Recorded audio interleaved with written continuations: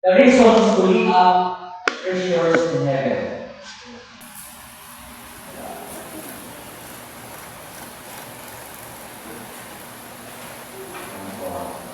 Bubuksan ko lang yung aking para sa dito.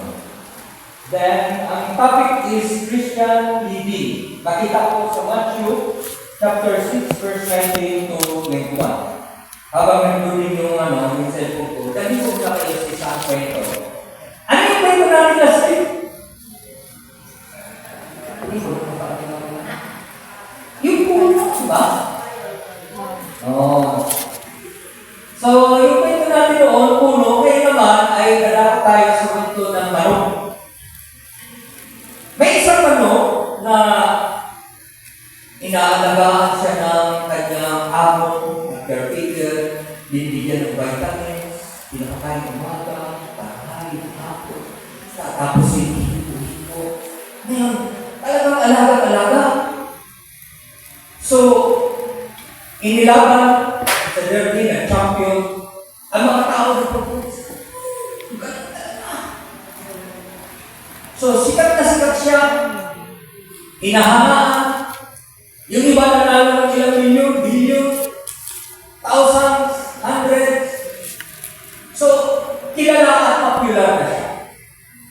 Dumating ang panahon, lagi siya nananalo, sikat na siya, hinahangaan, at isang araw, natalo po siya. At pagkatalo niya, galit pa yung mga tao. Hinagi siya, itinapon, at hindi na naalala ang kanyang masaya. Sumikat siya, inalagaan ang amo, pinapakain, pero dumating ang araw na inalipusta pa siya. Walang hiyang manunin. Maaaring gawin din po sa buhay natin. Maaaring ikaw ngayon, sunod na araw, sikat, naalala ng mga tao, nilalapitan, kapatid, friends, o ano ba yan, hinihiraman, inuutangan, pinapalibre, o ano man ang ginawa mo, pero darating po ang panahon na walang makaalala siya. Tama mo ba? Lalo na kadalasan ng ikaw ay sa bigla ng sa ospital. At tihira na lang makaalala lang na pagkamatay ka.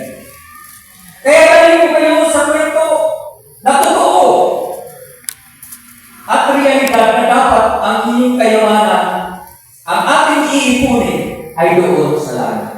Ayan po ba? So, natin ba natin is resourcefully ang treasures in heaven? Ang dahilan kung bakit hindi tayo mag-iipon dito ng kayamanan sa lupa dahil dito ay pagdating ng panahon ng kakalimutan na. Kagaya ng ano? Kahit gaano kasikat, kahit ilang tao matulungan mo araw-araw, pagdating ng isang panahon na hindi mo matulungan, mura ang ubuhin. Pero pag iipunin mo yung kayamanan sa langit, yun yung pag-aaralan natin. Excited ba kayo? Amen. What if ang inipon mo dito sa lupa, mawawala na lang bigla. Pero yung iipunin mo doon sa langit, ay hindi mawawala at matatamasa mo yan pagdating. Amen. So, basahin natin ang ating teksto. Next slide po.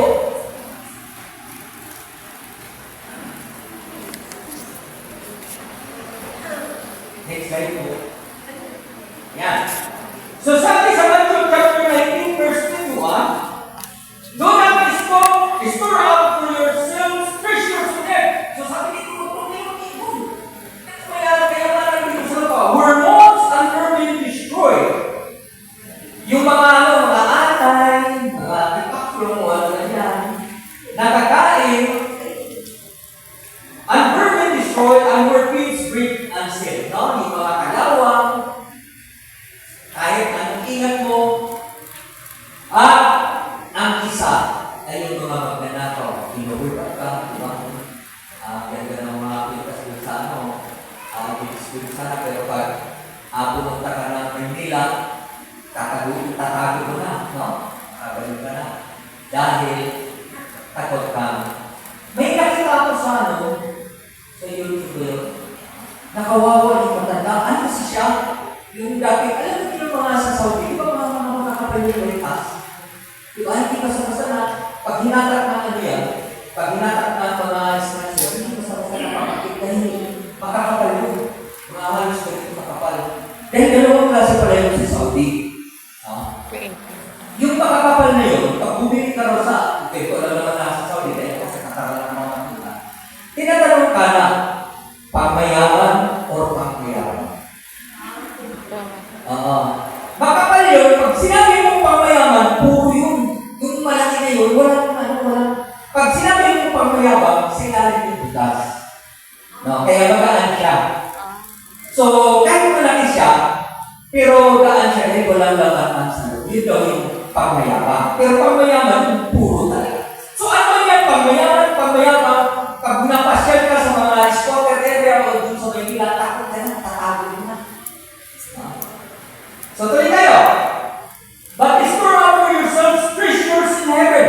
So, ang input ito, natin yung mga kayamanan sa langit. Where moths and vermin do not destroy. Na yung mga anay, mga kalawang, mga ganyan.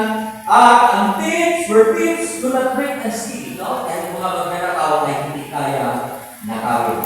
For where your treasure is, sabi sa 21, there your heart will be also. Next slide po. Sasahin natin sa Tagalog. Huwag kayong mag-ipon. No?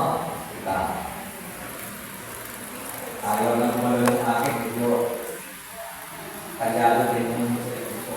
Huwag kayong mag-ipon ng mga kayamanan dito sa lupa. Dito ay may narinirang insekto at kalawang, no?